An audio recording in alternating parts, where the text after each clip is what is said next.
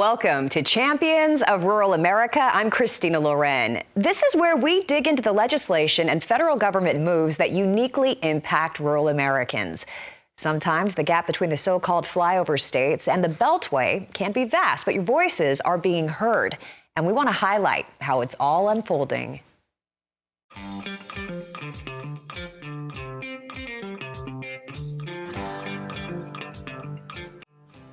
The Western Caucus is the largest congressional delegation on Capitol Hill dedicated to rural issues. And this year, with over 100 members from all over the country, the Western Caucus for the 118th Congress is the largest ever, raising the rural American voice to a new high.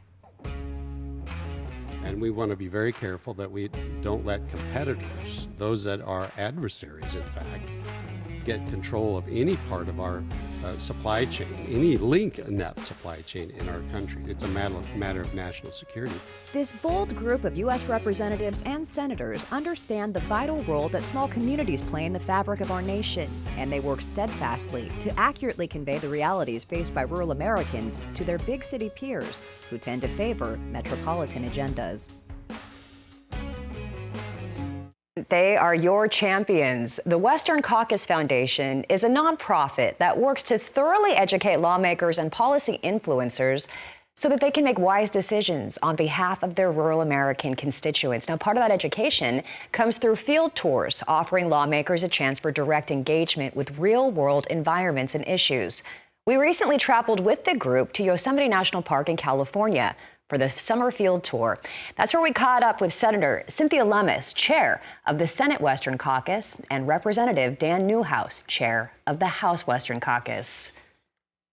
Well, I've been very fortunate. I chaired the House Western Caucus, and now I'm chairing the Senate Western Caucus. And I've watched it develop and grow. It involves people who aren't all from the West, but they share Western values, private property, responsible, practical decision-making with regard to natural resources. House Western Caucus, in very much leading the way to these issues, now has been joined by the Senate over the years as its counterpart on Capitol Hill. We are now the second largest caucus on Capitol Hill. We're bound together, the members of this caucus, by those things that keep rural America strong. Agricultural issues, whether it's energy issues, those things that are important to rural America. And I think that's why we've been so effective. So much interest has been put into our caucus by members of Congress from all over the country. We have almost all 50 states represented, Democrat and Republican. This is what we do. We elevate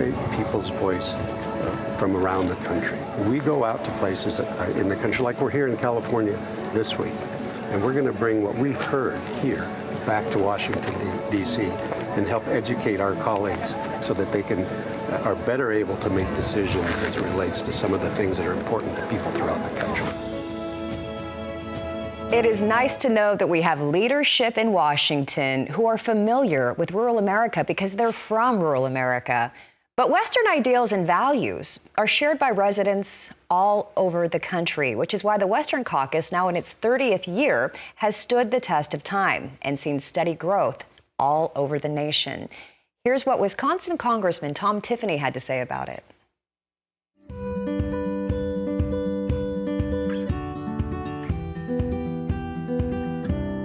I understand now why Abraham Lincoln said, let's make this America's first national park.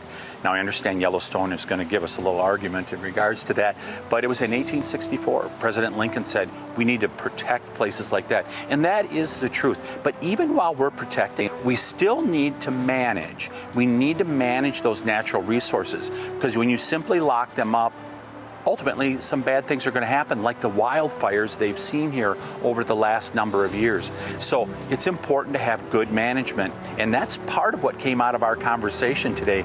You still need to have good management, just like people in rural America have been doing for so long, providing for all of America. What is it like to talk to like-minded people who care so much about rural America? Part of the reason I belong to the Western Caucus is because of the emphasis they put on those issues revolving around natural resources. Even though I come from east of the Mississippi, this is a key part of prosperity in America. people hear about all the stuff that goes on in Washington, D.C. But I think the biggest piece of news that has come out is our credit is downgraded in America for only the second time in the history of our country. Part of the reason for that is not just the fiscal irresponsibility that goes on in Washington, D.C., but it's also we're not doing the things that can grow our economy. What is one of the number one things we can do to grow our economy? We can produce it right here in America, whether it's agricultural products, whether it's mining, whether it's forestry. We can produce all of those things right here in America, and that's what we've been talking about today. There used to be, I think they said there used to be over 100 sawmills in the Sierras here in California just back in 1980. Now they're down to maybe a couple dozen, something like that. That is harming America. We can produce it right here in America. We have an incredible mineral resource in northern Wisconsin that we could be tapping into to help be able to, people want to move to EVs, they want to move to wind, solar. We can produce those minerals right here in America, including in Wisconsin, to be able to make us energy independent. And stay with us. You just heard Congressman Tiffany touch on forest management, a crucial shield against ravaging wildfires. But safeguarding communities is more difficult than you might think when environmental laws enter the equation. We'll talk about how policymakers are working to tear down dangerous red tape to prevent future devastation when Champions of Rural America continues. I pledge allegiance to the flag of the United States of America and to the republic for which it stands, one nation under God, indivisible, with liberty and justice for all. Committee on Natural Resources will come to order. I'd like to welcome everybody to Curry Village here in the heart of Yosemite National Park for an official Natural Resources Committee oversight hearing titled Conservation and a Crown Jewel, a discussion about wildfires and forest management. The Yosemite Grant of 1864 was the first time that federal land was set aside for the enjoyment of the American people. This was done, quote, upon the express conditions that the premises shall be held for public use, resort, and recreation, and shall be inalienable for all time. Every year, foresters would mark off surplus timber. We would auction it off to logging companies who then paid us to remove it. 25% of those revenues from federal timber auctions went to local communities like Mariposa, and the other 75% went back into our forests. For a century, we enjoyed healthy, fire-resistant, and resilient national forests and thriving local economies as well. But then in the 1970s, we passed laws like NEPA and ESA that have made the active management of our forests endlessly time-consuming and ultimately cost-prohibitive. Timber harvested has increased from roughly 1 million board feet a year in Tahoe to 9 million board feet on average. The treated acreage in the Tahoe Basin has tripled, and the forests are returning to fire resiliency.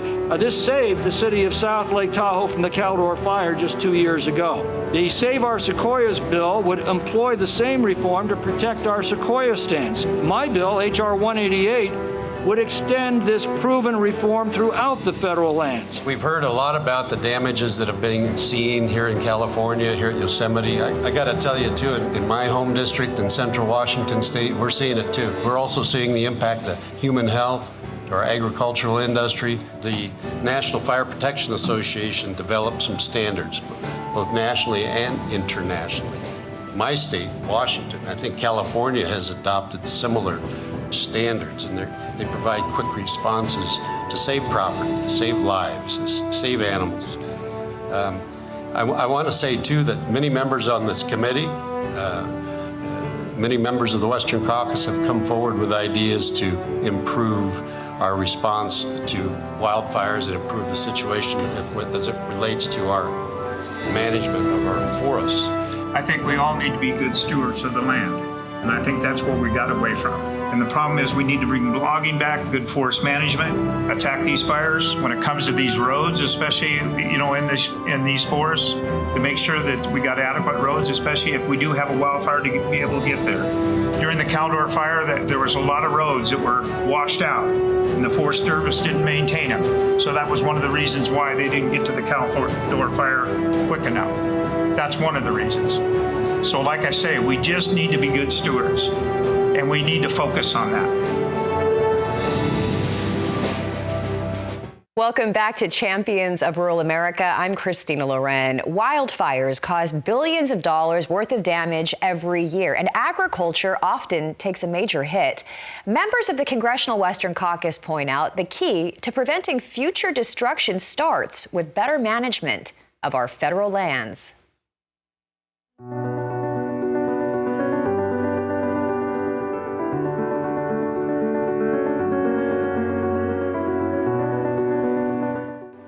Here in California, we are actually coming off of a season with record rain and snowfall. 2023 was good to the state. But as you can see, here we are in August. Once the rainy season comes to a close, everything dries out rapidly. And a lightning strike could ignite a fire, or it could be human-induced here in Yosemite, which is why wildfire management is a top priority for lawmakers of the Western Caucus. The federal lands are maintained in decrepit condition, and it costs us millions of dollars every year. We're told that our situation's due to a century of fire suppression, but fire suppression was only half of that equation. The other and more important half was you remove that excess timber so that it doesn't catch fire, so that you don't have to put out those fires. Excess timber is going to come out of a forest in only two ways. Either we're going to carry it out, or nature's going to burn it out. That's the way nature gardens, and nature's a lousy gardener. If you doubt that for a second, just leave your garden alone for 50 years and see what it looks like. That's why we formed the U.S. Forest Service, to do a little gardening. Every year we sent foresters out there. They'd mark off the surplus timber. We'd then auction that timber off to logging companies that would actually pay us to remove it. It was an era of healthy, resilient forests and a thriving local economy, because the timber industry was huge. Then we started passing environmental laws in the 1970s that made the process of managing our forests endlessly time-consuming and ultimately cost-prohibitive. And the result is not much of it gets done. And that's why we've now re-entered an era of catastrophic wildfire. We have hundreds of millions of acres of unsustainable forests that are overgrown today that need logging. We can't take the risks of every little discovery that someone thinks they find of a new frog or toad or butterfly or endangered species issue stops the loggers. They can't even get bank capital. They can't get investor capital.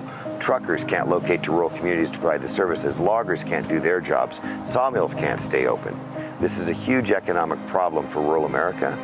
All we have to do is say, when you get the timber harvest plan set, and that's what the Cottonwood Fix is going to do. It's a bill I'm carrying. It's important to a lot of rural communities and forest lands all over America. And we're hoping we can get it through in some sensible legislation later this year. People in Washington or people in Sacramento are making the decisions for every little part of our forest lands is not the way to do it. Obviously, things have to be handled differently because terrain is so different, climate is so different, the amount of moisture on the ground, the vegetation, all those things are different. And so allowing more local control, I think, would be a start, but also allowing more grazing, allowing more mechanical harvesting, allowing more management in general. All the above approaches, I think, what we should be doing, and we should be allowing those to happen quicker and get rid of a lot of the red tape that slows down those processes to get that going. Now, in July, USDA freed up $200 million in infrastructure spending for forest projects. They support the Forest Service's 10-year strategy to treat 50 million acres of national lands to reduce wildfire risk. Well, it's perhaps our greatest commodity, water. And the persistent drought in the West continues to fuel water wars between municipalities and farm country. How the Western Caucus is searching for permanent solutions to fix the ongoing issue of drought. Drought comes from nature, but a water supply shortage comes from man. And that's particularly true in California. There's other parts of the country where the regional supplies that they have depends on just what Mother Nature brings in that year. Our drought of record still dates back to the 1920s in California. So how is it that every 2 or 3 years you hear on the news, California has another extreme drought? Oh, it's probably climate change. Well, not if you look at the hydrologic record of actual amount of water that we get in the state. About 80% of the water supply that falls in California is north of San Francisco. Well, 80% of the demand in the state is south of there. And let me tell you, the 22 million people in Southern California and the over 10 million acres of farmland in the San Joaquin Valley and in the areas around that, there is no possible way that without this infrastructure, they would be able to have water supply, even in a wet year, even in a year like this. So that is why in the 1930s through the 1960s, the government doing some good projects. They said, look, if we want to continue, or if we want to grow as a state, if we want to farm and feed the nation and the world, then we need to build infrastructure. And some of the most magnificent infrastructure was built in the 30s and 40s and 50s and 60s, and it was designed to withstand the worst of droughts. Then in the 1970s, on came the series of environmental laws, and a lot of which were well-intended, but they were interpreted illogically. They were meant to protect water quality and protect endangered species. But one of the major things that's occurred is the interpretation that these environmental laws can also apply to projects that are already in place, that the public, the American people have already developed around, become dependent upon, and unelected agency bureaucrats are allowed to interpret the conditions and say, because of this law, I need to implement changes to how it's going to operate. If we're going to build new storage, which is part of the solution needed, it has to come from Congress, either saying, you will build Shasta Dam right now by law, go do it. Or we need to reform and modernize these environmental laws to give us flexibility to go implement this. And welcome back to Champions of Rural America. I'm Christina Loren. The mega drought in the West is a reoccurring theme. Farmers and ranchers will tell you agriculture often bears the brunt of these periods of scarce supply, often leaving them scrambling for new strategies for survival and resilience. Here's how our ag leaders are fighting for long-term solutions to the ongoing battle for the ultimate commodity, water.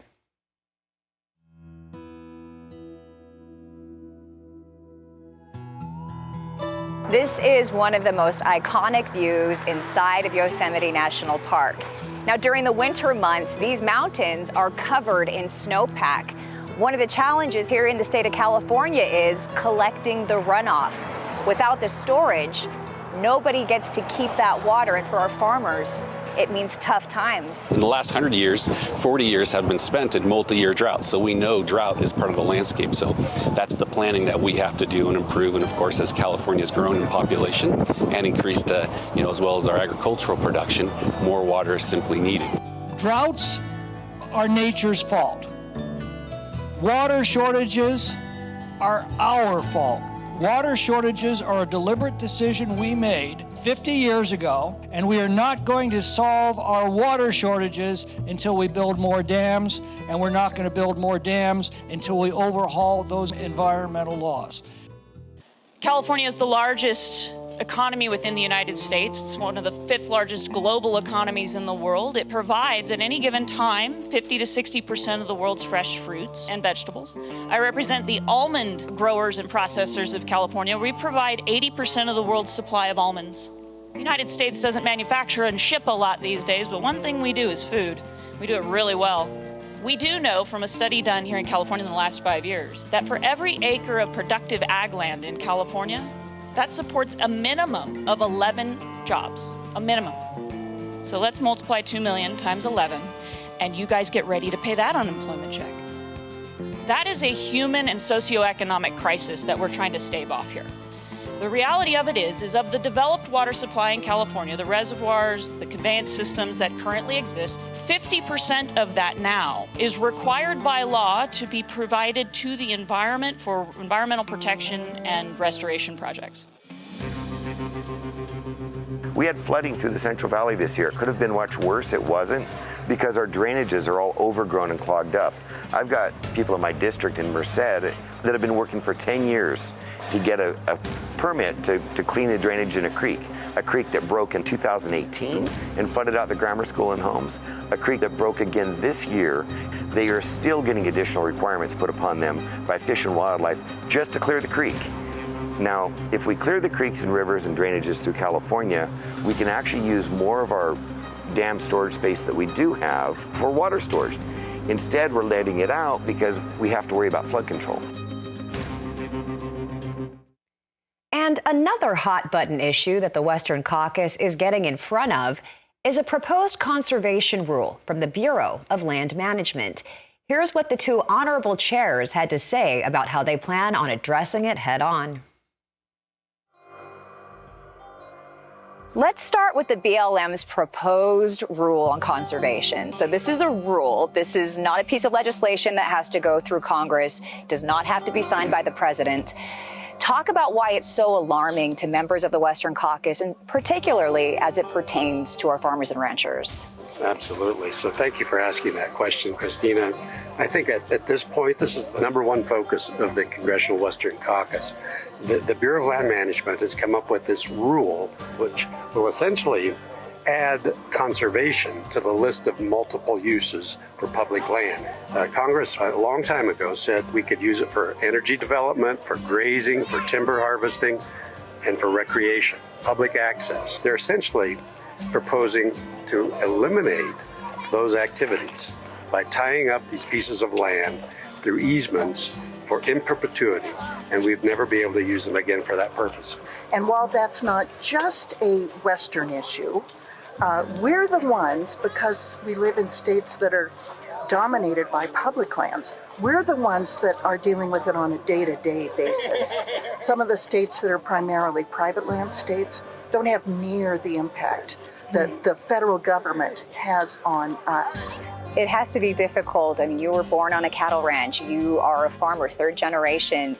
To try to wrap your brain around why the Bureau of Land Management in Washington, D.C., someone behind a cubicle who doesn't know the land like you, is able to make rules that don't even have to go through legislation. How does that make you feel? Frustrated.